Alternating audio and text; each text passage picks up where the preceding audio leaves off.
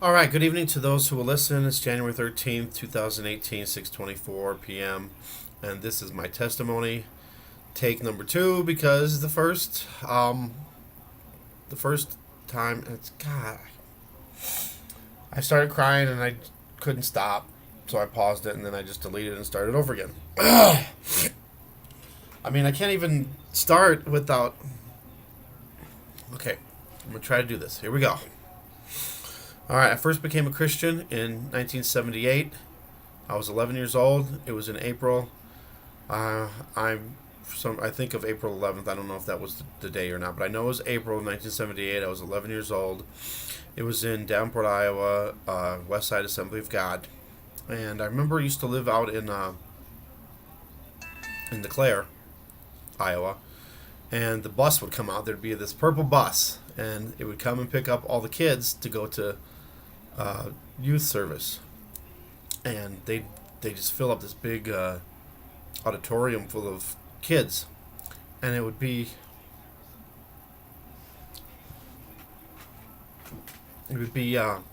hundreds of kids there. But anyway, I remember it was a more of a smaller youth like class, and I remember that's when I got saved, and I've been a Christian ever since. I had years where I was really strong Christian, and then there was other years where I backslid. But I've always believed in Jesus. I've always believed He died on the cross for us. And hold on a second. I really want to do this testimony, but I don't want to be crying in the whole thing either. Um, I've been a Christian this whole time. I've always prayed. I pray every single day. Sure, there's times where you forget, but I try to remember every single day, at least at night before I go to bed, to pray. Um, from 78 to 1986, I was a really strong Christian, and then 86, then I was 19 then, and I started drinking. Uh, I was still, always believed in Jesus and everything, but, I kind of was doing my own thing. And 1986, I was 19 years old, and you say, oh, you're underage. But back then, actually, um, in Iowa, they had a grandfather clause where, when the law changed, so when it switched to 21, they had a grandfather clause, so anybody that was 19 or older on a certain date could still buy alcohol.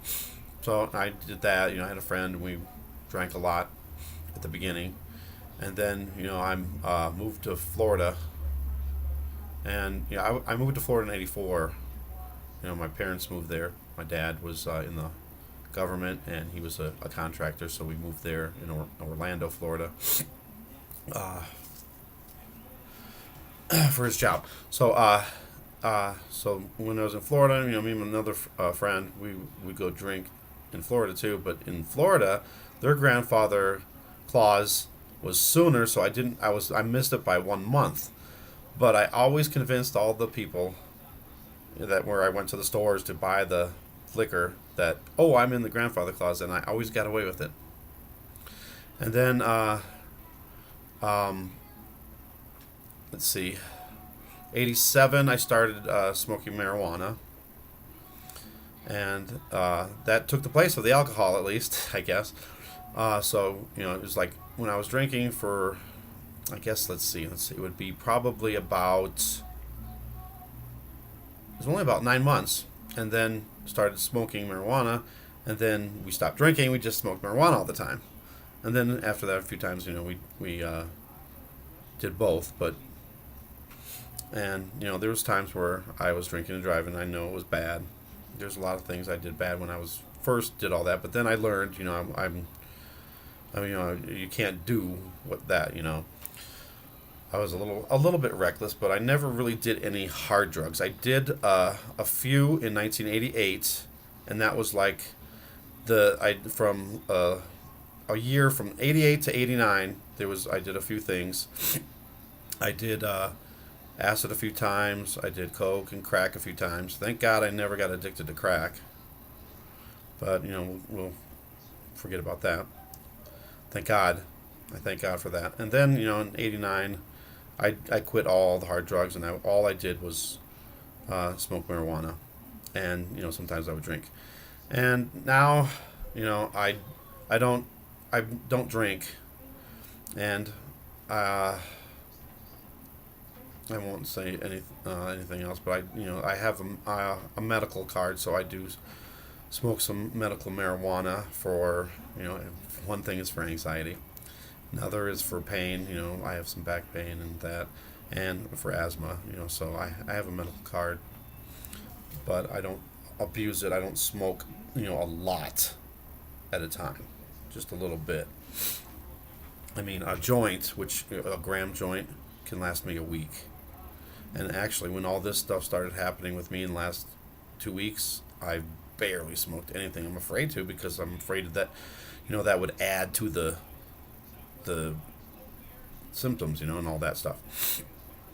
So when I moved to Florida in '84, I went to another Assembly of God church for a couple of years, and then I was going to from Florida to Iowa, back and forth. Like every year, I would go for a couple months and visit my friends back in Iowa.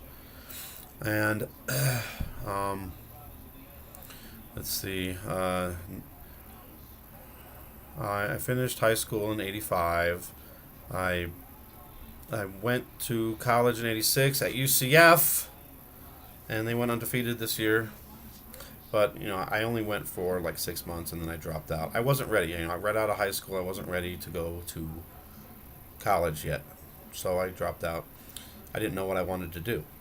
So then, back and forth to Iowa again, and then 1990, I went to Full Sail and got a recording engineering job, and that was 1990. And then '91 was when the music industry went, and I could never find a job.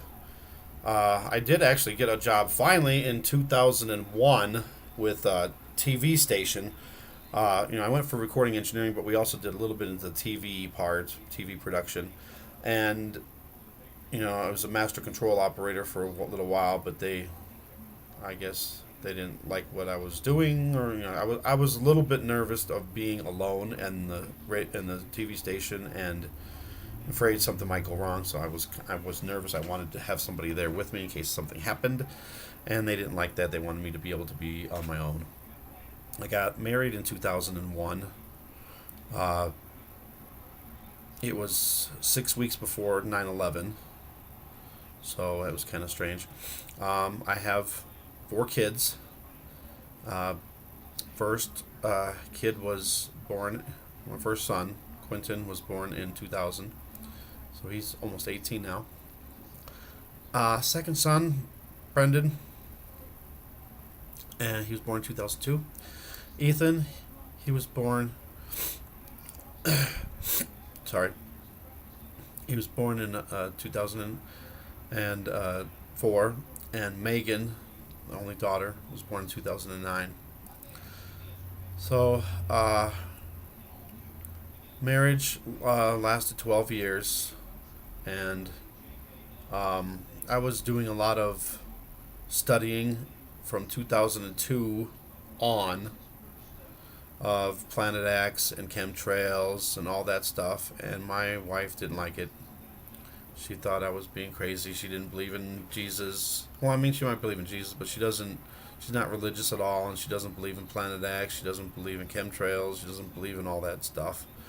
And she used to get mad whenever I would watch, but I was trying to just keep an open mind on things that were going on at the time. So we separated in 2013, and we still haven't got the divorce yet, but we've been separated now for, well, it'll be 4.5 years now already. Wow. So then in 2013, when we separated, we split everything up. We didn't have no problems with dividing everything up. We agreed on what we each wanted out of the separation. I remember when we were moving, getting everything out, we had like this swamp cooler where we stored all our stuff, and it was really moldy, and I think that's where maybe some of my problems started, because I a lot of health problems happened after that. Oh, I have to go back a little bit. Sorry. In 2002 was also when I went back to college. I got an accounting associate's degree in accounting, uh, and then graduated in 2004. In January 2004, and then I had all these problems where I couldn't stay awake. I was tired and exhausted all the time. And at the end of my in college, Kaplan College, there was just one course left. All I had was one class for an hour a day, and it was just a class to help you with resumes, uh, trying to find jobs and stuff like that. So it was like a no brainer course, but I couldn't stay awake during the class, and I couldn't figure out why. I couldn't, something was going on. So after I graduated, I looked for jobs and everything, and then my health started turning, and I kept getting sick, upper respiratory infections, bronchitis, pneumonia, and the doctor said you have a deviated septum, and that's causing your problems. And I wish I would have never done that surgery because it still seems to be the same way. I mean, I don't have as much bronchitis or pneumonia, but I still get upper respiratory infections, sinus infections all the time. I have a really weak immune system. I have asthma, and I used to always get sick. Lately I've actually been better, except for these episodes that happen. But it's like something always seems to happen to me health wise every year. Like I have one episode or a year or something that's kind of major. Where was I? 2004. Then I was having all these problems. I couldn't stay awake. I was exhausted all the time, and I couldn't figure out why. Everything was going great in my life. Already had 2 kids, and third was on the way. Everything. I got a degree. It looked like everything was going great. And then I went to the doctor, and I was like, why am I so tired all the time? And then he said, you have depression. And I'm like, I do? I wasn't depressed. But I was diagnosed with depression. Let me go. Let me go back a little bit, just a tiny bit. In April of 2004, I had surgery for my nose, a septioplasty. They also put tubes in my ears. And after I had a psychotic episode, which I didn't find out till last year, and that was it was the beginning of 2017. I found out. It's like, thanks a lot for telling me. From 13 years passed by. But they said I had a psychotic episode. My current doctor at the time, a year ago, he found out that I had this psychotic episode while I was under anesthesia. All of a sudden, they said my blood pressure skyrocketed, and then they said I just woke up and went, and I busted open all the stitches and everything, and I was just pouring out blood. I don't remember none of it. And that's when everything kind of went south. A month after, that's when I was diagnosed with depression, and I didn't think I had it.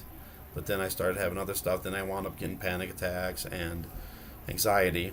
Panic attacks for me are my heart's going crazy. I can't control my mind. But when I have an anxiety attack, it's the total opposite.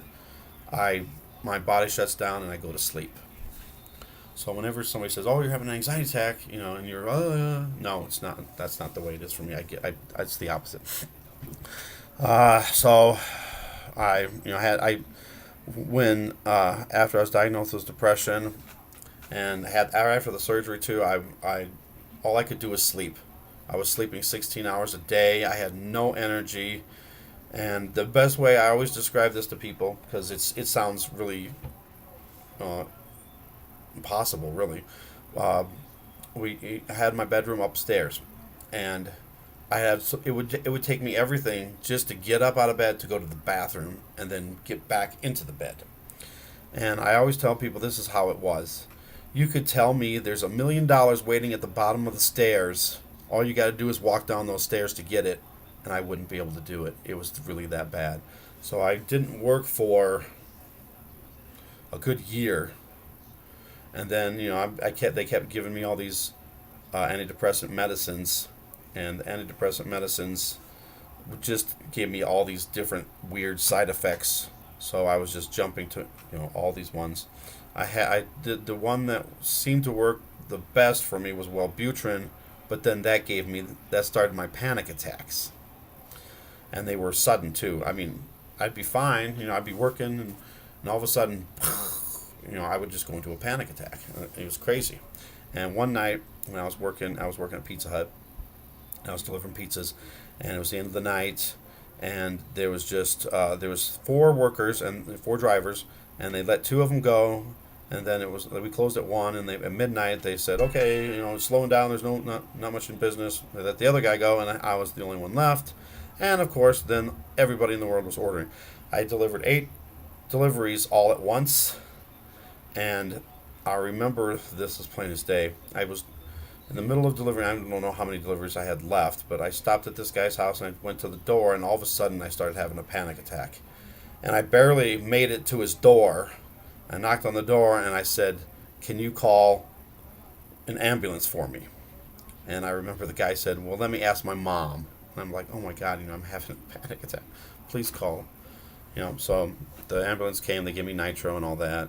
And I remember back then, my blood pressure and heart rate was never that high.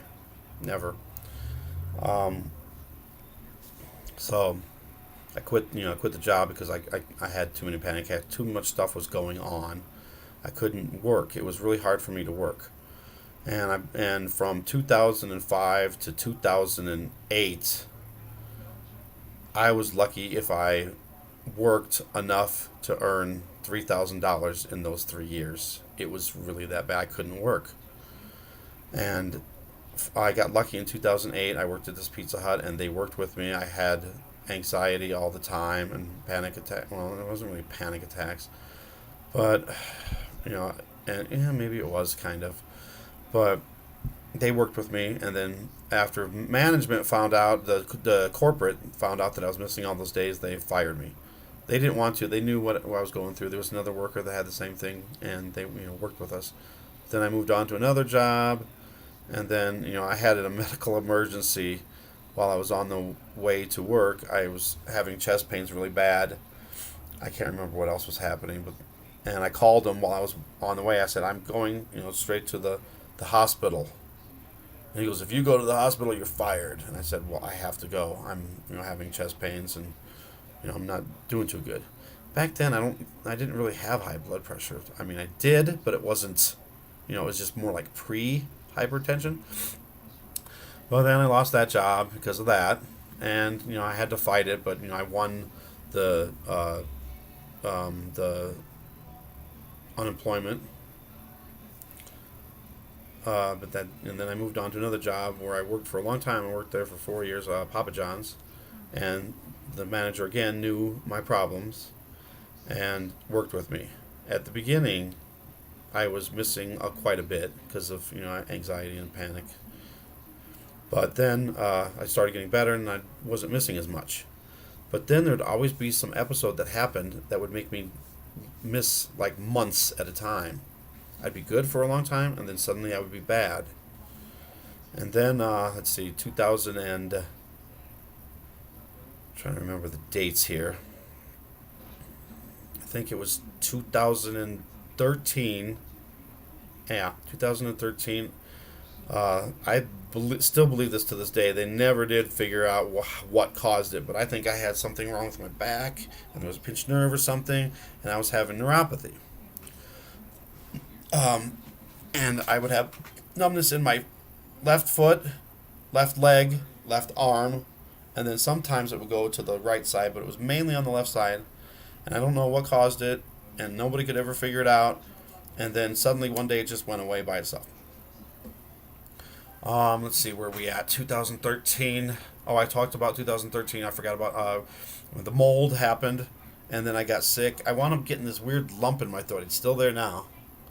And they don't think, they definitely said it's a mass, but they don't think it's causing any problems.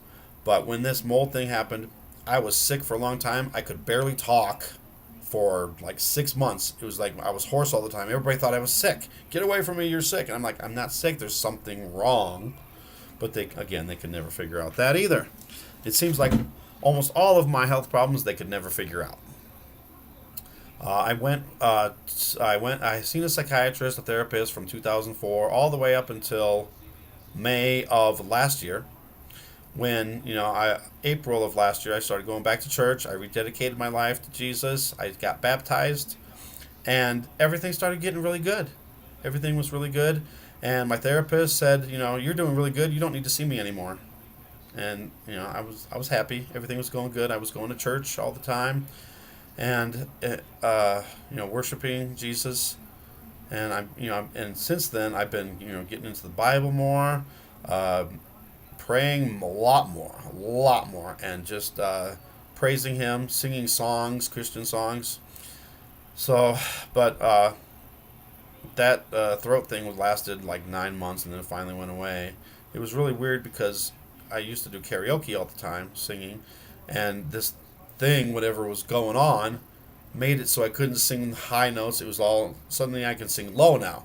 So now suddenly I can sing Johnny Cash songs, and I'm like, what's going on? But okay, let's see. So my mom came and lived with me to help me out with the bills in 2013, and she's an alcoholic, but she got rehab and was sober, and she was good from August all the way till January, and then she started getting bad again. So it was really tough because when she drinks, she would not know what she's really doing. She would always get so drunk, and then she would attack me, mainly verbally. But there was a few times where she attacked me physically too. But it was mainly verbal, and it got to me too. So I think that was a lot of stress. Now, from 2013 to 2016 was very stressful in my life. I actually came to the point where I had to kick my mom out. I had to get her not a restraining order, but what's it called? I can't remember what it's called. Where you get the landlord involved and they, get the person out. So that was really stressful, and then it was really sad that I had to kick her out. But that was the only way because my stress was so bad. And then that's when the blood pressure and stuff started getting bad, but still nowhere near as bad as this. Not even close still. And so then in 2014, I got a new roommate, and he was terrible. He would always be late, and there was lots of times where he didn't pay, and I only charged him $300 a month for everything, and he couldn't come up with it each month. He was making between like $1,200 and $1,500 a month, and he couldn't pay me because he was popping pills, and that's very stressful too. Because I always sometimes he would borrow my car, and thinking back, I should have never let him do that.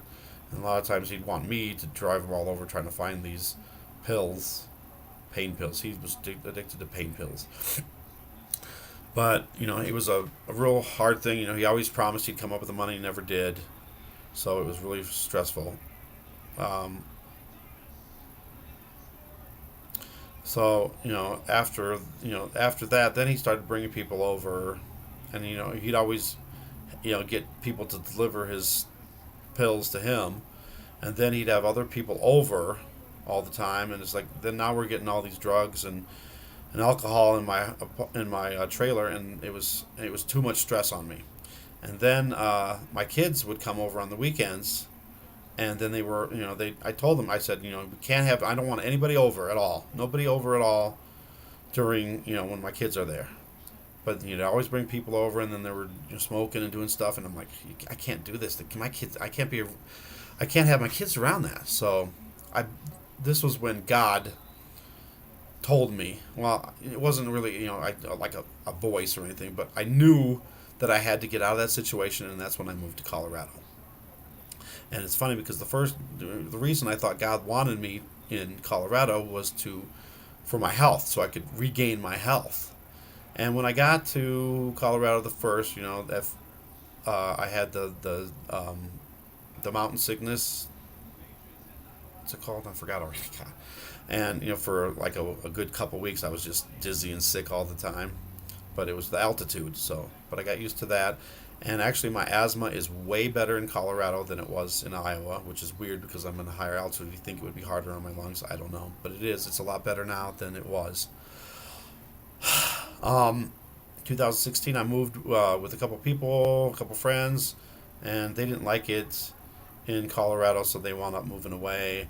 And then my mom moved in again, and if it was good at first, and then she started her drinking again, and then there was times I had to call the police, and I hate doing that. I really do. I love my mom, but it was really impossible to live with her when she was drinking.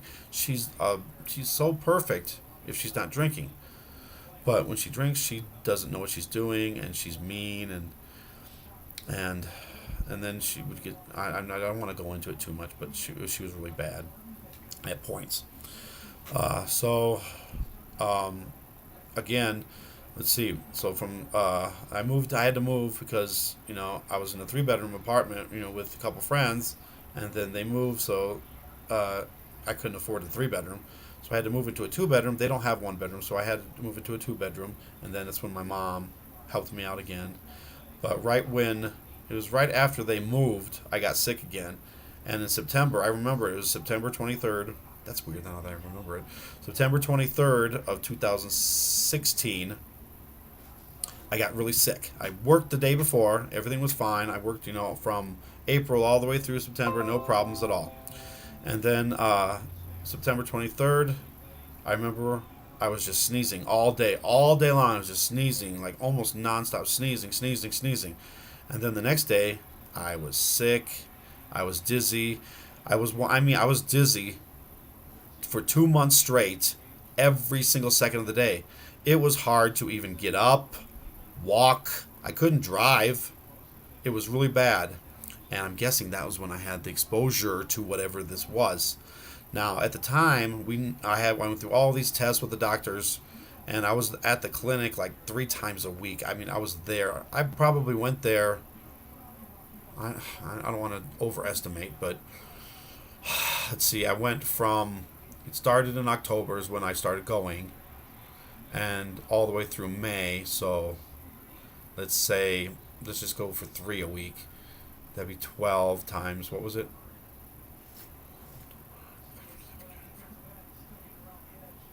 March, April.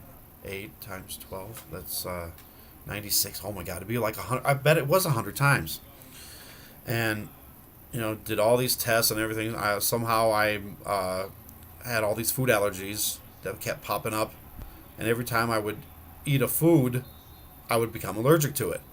So I only had 6 safe foods that I could eat. I get all the way down to 6 foods.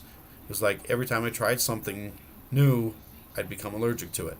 Now I had this furnace in my apartment, and it was very dirty. It was old and dirty, and I guess nobody ever cleaned it. And one day, now it started. I started living there in October, and I'm guessing it was probably February. I woke up and I could just see smoke coming out of it. Called the maintenance guy. He came in, and he said, "Oh my God, there's so much built up soot. You're lucky that this didn't catch on fire." So I was thinking maybe my chemical poisoning came from this furnace. And then I was always confused, fracking. Could it be the fracking too? I don't know. There was one big oil spill. I don't know. They had to evacuate the whole school, a middle school. But anyway, so I'm thinking after all that, that's what it was. Because, once spring came, stopped using the heater, I started getting better. And then I moved into the new place that I'm at now in July, and I've been great ever since, up until this last 2 weeks. Never had any problems, nothing. And when I had my other problems when I was at the other apartment, the food allergies, if I would eat something, I would flush, kind of like this, but it would be even worse. But it would be everywhere on my body, where I would just be red all over my body, and I had hives. But then, that's when I started watching what I was eating, so then I wouldn't have the hives no more. But I would go into anaphylactic shock, and I would just be shaking, and you could actually just see my muscles moving all by themselves, just, convulsions. It's really bad. So, I couldn't figure out what was wrong. all the time. I've really suffered bad. I really thought that was the time where I thought I was going to die, and I wanted to die. I was so bad. I just want everybody to understand this. I've told everybody this forever.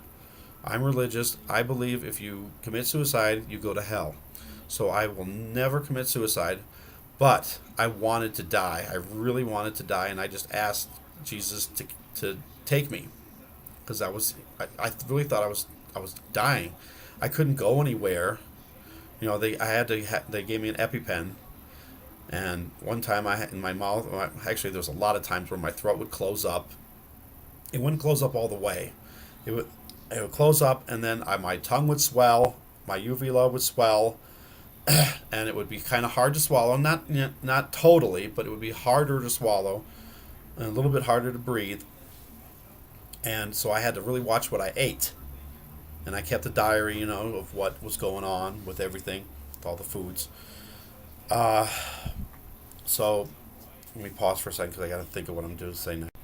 So I was just really wanting to die, and when I was seeing the therapist, he was like, I told him I wanted to die. I told him, I'm not going to commit suicide. I'm not like that, and he knew I was religious, and that was all the way through October through like April was really bad, and I couldn't go anywhere. Every time I went to the doctor, sometimes I would have episodes too, and I had some more problems with my neck and back, and I was going to rehab for that, and I had episodes there where they had to call the ambulance, and it was just terrible. And it wasn't stress and anxiety, it was just whatever the food was doing it to me then. But I really think that maybe because none of the doctors could understand, how did you acquire all these food allergies so late in your life suddenly. And I went to all these different allergists, and one allergist, I was really allergic to bananas for some reason, and I didn't really eat a lot of bananas. But I went to this allergist, and he did the allergy tests, and he says, "You're not allergic to bananas." And I'm like, "Well, I was told I was. I have the reports, that says it. I had all this big long list of all the foods I was allergic to." And so he said, "Go ahead and try a banana." So the next day, I cut up a banana in half, and then a half again. So I took a quarter of a banana, and I ate it. I had a reaction.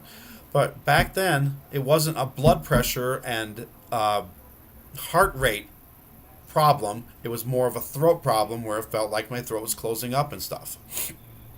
So the blood pressure thing spiking so high is brand new. I've had high blood pressure, but not, there's a few times where it went kind of high in the past, but never, all the time like it's happening now.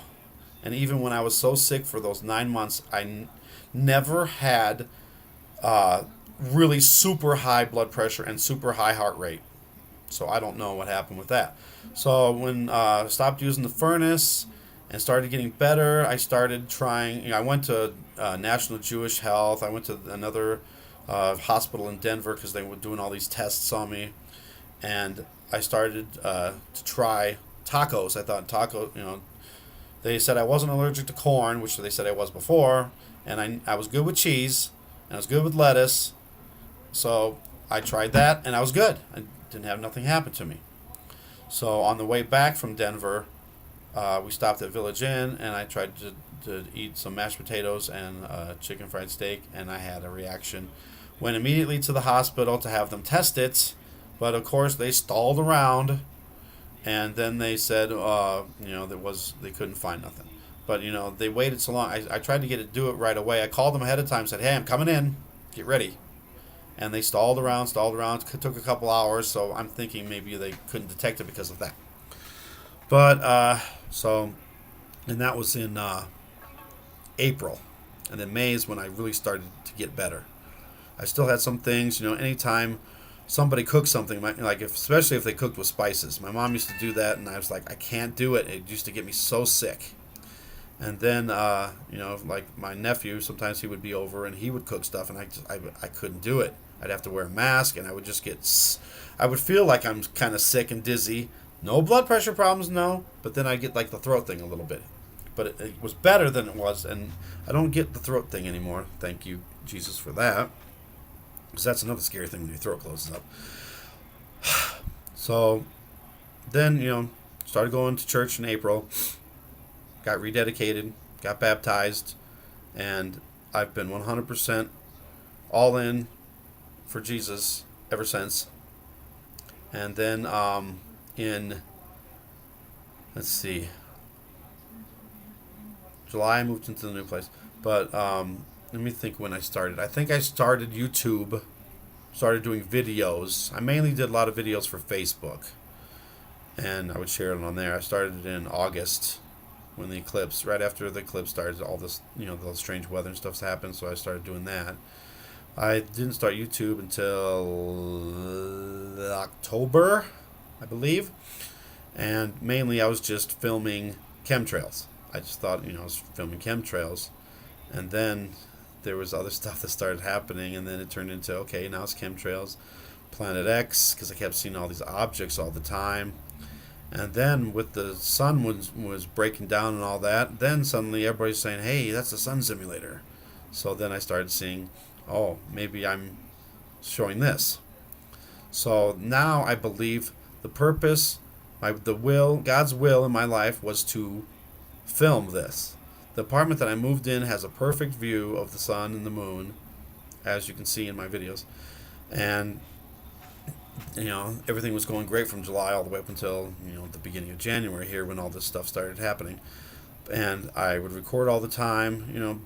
I knew they had some more fracking wells, 2 more wells that they started up. And I really believe that they started it right after the 1st of January. Because, I was out all the time shooting videos, and I never had no problems at all. Nothing. Absolutely nothing. And when starting in January, I know they started fracking a little bit before that, but I don't think they were heavy like they are now. Because I talked to the landlord, and he says they're just constantly, almost like 24 hours a day, just doing this. And he's convinced that this is what my problem is. He's convinced it's fracking. He says he smells it every day. It smells like sulfur. It smells like eggs. And he says he knows some people personally that have gotten sick from this. And some people have moved away because of this too, out of their apartments. And I noticed some people have moved before they finish their lease even. So maybe it is more of a problem than I know about. But I don't know. So when I left IR for Colorado, and here's the part where I'm worried that I'm going to cry, but I'm going to try to get through it without crying. It was really hard for me to leave my kids.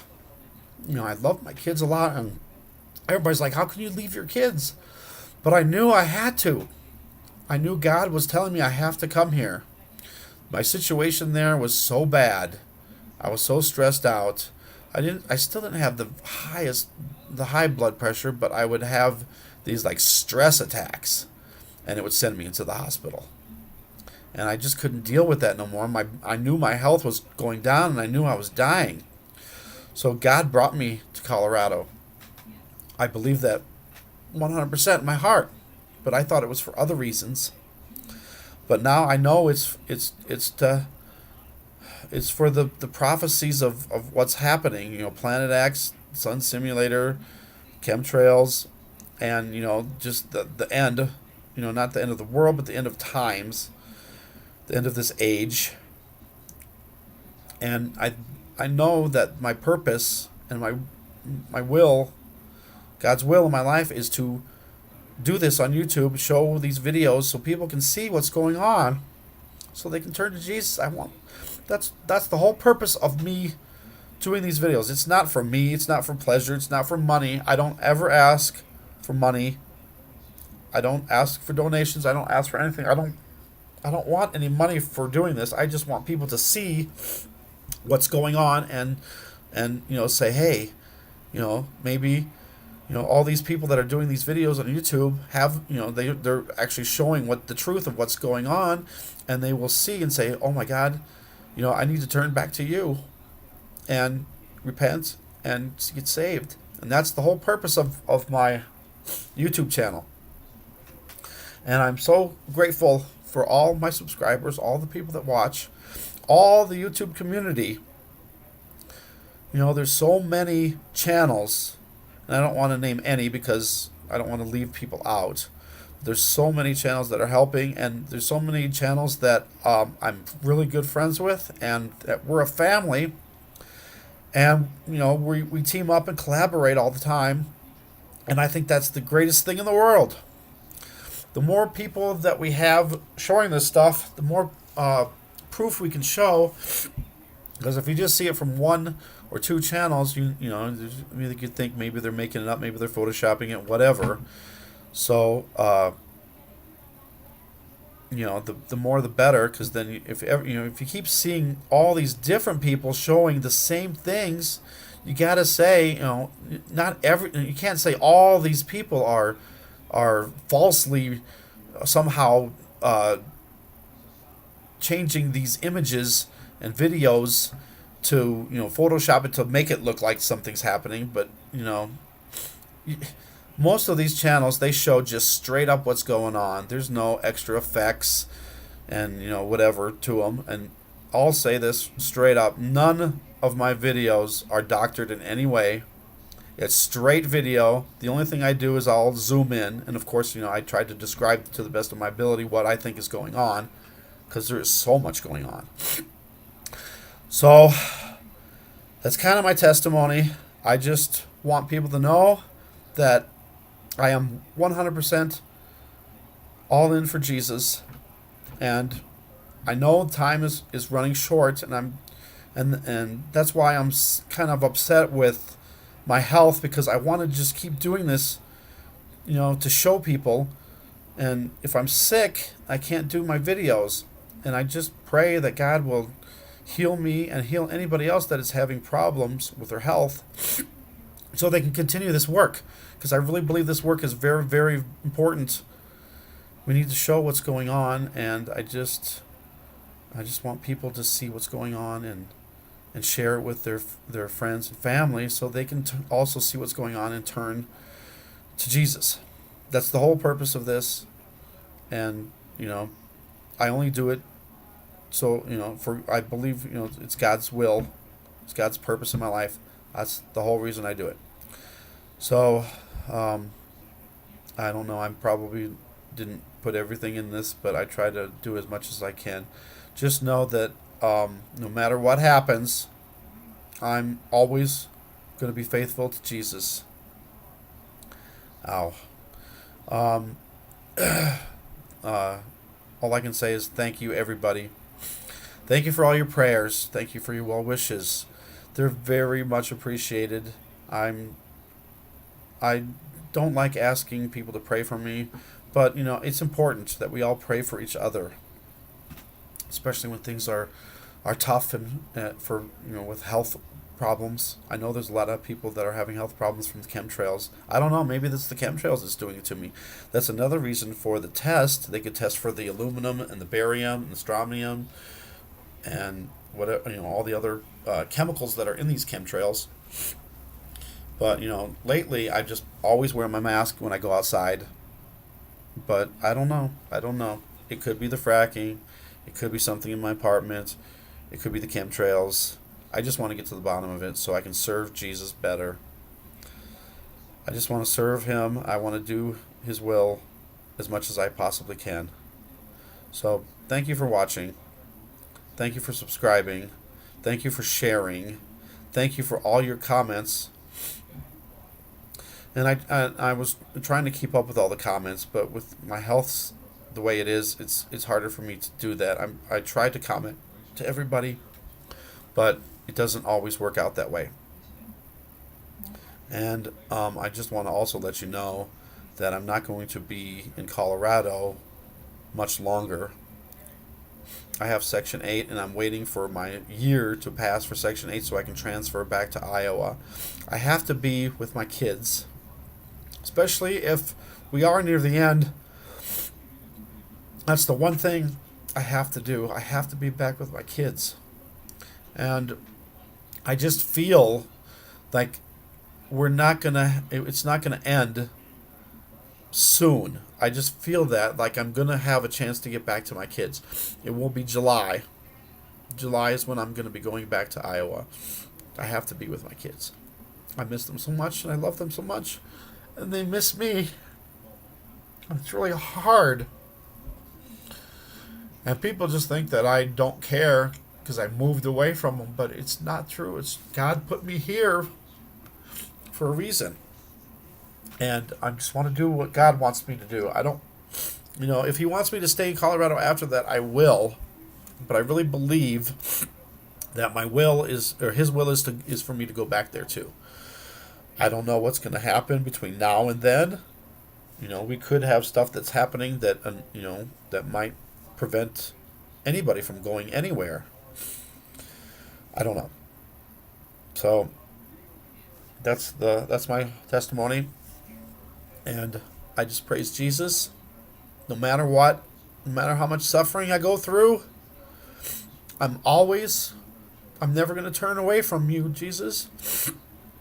And I pray that you guys can find Jesus too, because that's the only thing that's going to save us from what's coming. We need to have Jesus in our life. We need to have the Holy Spirit. We need to have the full armor of God.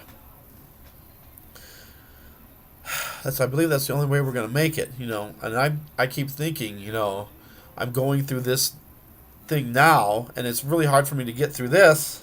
How am I going to get through all this other stuff that's coming?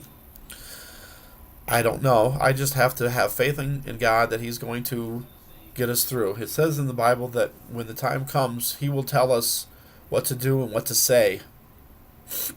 It looks like I'm getting close to the end. Thank you for watching. Thank you for subscribing. I love you guys so much. God bless you all. And thank you. God bless you.